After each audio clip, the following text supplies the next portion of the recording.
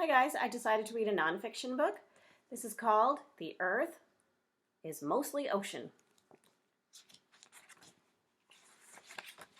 On a map or a globe of the Earth, the blue parts are water. The other colors are land.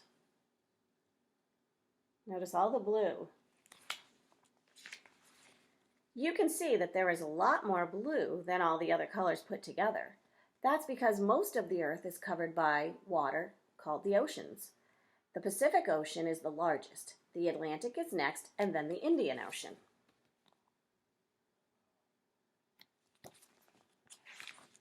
The Arctic Ocean surrounds the North Pole.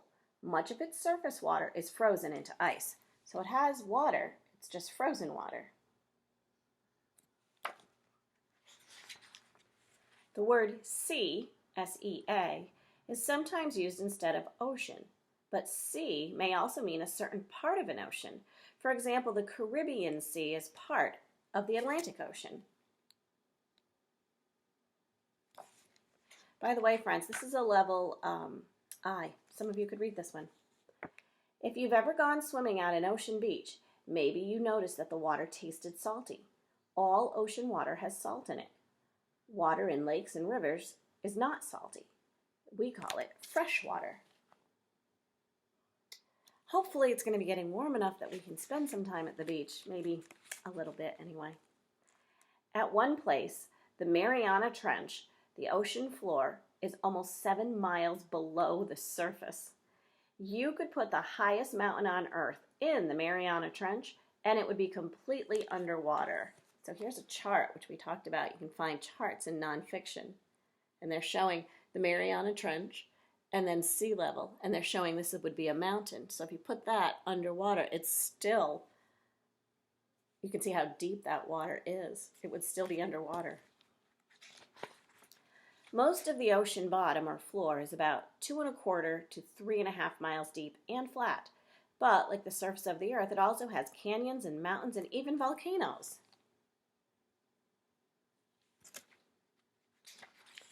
Regular changes in the level of ocean water are called tides. Here is a beach at low tide and the same beach at high tide. The water has risen and covers most of the sand. On most coasts, about 12½ hours pass between one high tide and the next.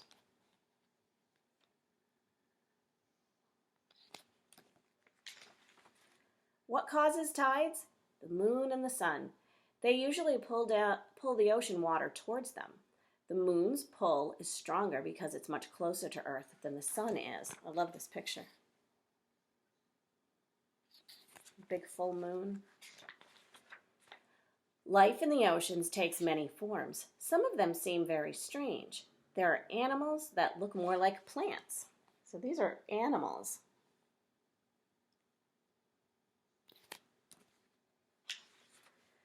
Animals that live in shells. Animals you can see through.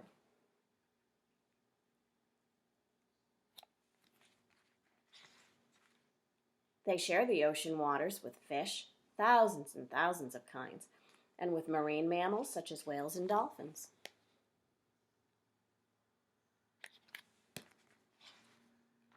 Oceanographers are scientists who study the oceans. Some of them explore the depths in submersibles like this one.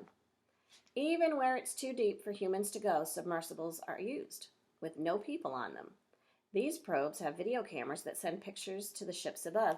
If you remember, guys, when we were talking about the Titanic, that they had submersibles that took video. There is still much to be learned about the oceans. It has been said that we know more about the surface of the moon than we do about the floor of our Earth's own oceans.